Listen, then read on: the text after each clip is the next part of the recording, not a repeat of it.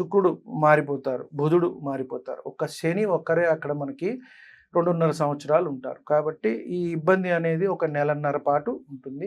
గట్టిగా ఏప్రిల్ ఒక్క నెల కాస్త ఇబ్బందికరమైన వాతావరణం. ఇది మీనంలోనే జరుగుతోంది కాబట్టి కాస్త మీనరాశి వారికి ఇబ్బంది ఉంటుందని మనం చెప్పవచ్చు. అలాగే డైరెక్ట్‌గా అన్ని గ్రహాలు గూడా కన్యా రాశిని చూస్తూ ఉంటాయి కాబట్టి వారికి కూడా కొంత ఇబ్బంది.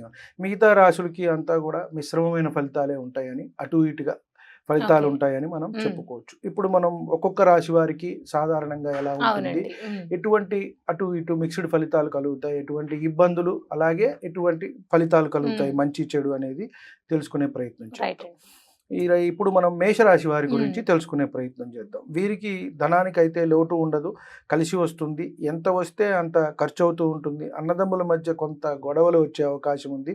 ఆరోగ్య సమస్యలు, అలాగే భార్యాభర్తల మధ్య మనస్పర్ధలు కూడా వచ్చే అవకాశం ఉంది. వీరికి పుణ్యక్షేత్ర దర్శనం చేస్తారు. ఉద్యోగంలో కష్టపడవలసి ఉంటుంది. ఎంత కష్టపడితే అంత అభివృద్ధి అనేది సాధిస్తారు. అలాగే వాహనాల్లో ప్రయాణాలు చేసేటప్పుడు మనం జాగ్రత్త అవసరం అనేది చెప్పవలసిన సూచన. దీంతో పాటు వీరికి ఏలినాటి శని కూడా ప్రారంభమవుతోంది. కాబట్టి అన్ని విషయాల్లో కూడా జాగ్రత్త, చేసే వృత్తి ఉద్యోగాల్లో, వ్యాపారాల్లో అన్నింట్లో కూడా వీరికి జాగ్రత్తగా ఉండమని మనం చెప్పవచ్చు. తర్వాత వృషభ రాశి వారికి వచ్చేటప్పటికి ఆరోగ్య సమస్యలు ఒక నెల కొంత వీరికి ఇబ్బంది పెట్టినా కూడా తగ్గుముఖం పడతాయి. అలాగే ధనం వస్తుంది కానీ కొంత నీళ్ళలాగా ఖర్చు అయిపోతుంది. భార్య పిల్లలతో కొంత అకాల కలహాలు అనేవి వస్తూ ఉంటాయి. పిల్లలు కొంత మాట వినకపోవటము, వీరు చెప్పింది లేదా వారి సొంతంగా వారి నిర్ణయాలు తీసుకోవటం అనేది